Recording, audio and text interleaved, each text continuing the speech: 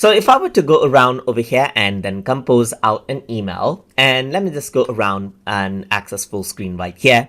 And over here on the body, I'm just going to go around and say, please find the document. And you can see it says attached right here. Or if I were to say in, then it says the attachment. So I didn't actually type it, but it was actually suggestive right here. And if I were to use the arrow key, the right arrow key, then it types it in as a text. And that is known as the Smart Compose feature. This is useful, but sometimes it might get annoying, so you don't want it anymore. So in that case, what you can do is you can go around onto settings and go to see all settings right here.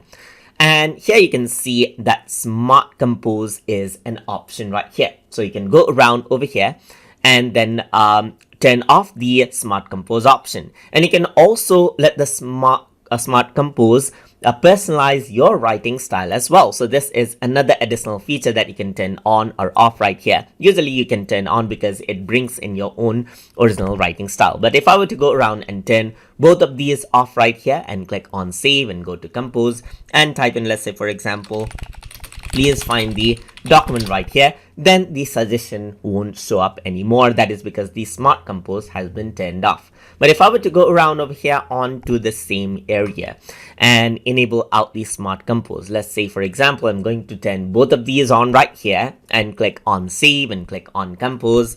Please find the document, and you can see the Smart Compose is on again. And that is how you can use the Smart Compose feature inside of Gmail. So hope you guys learned something as always. And as always, please like, comment, share, and subscribe.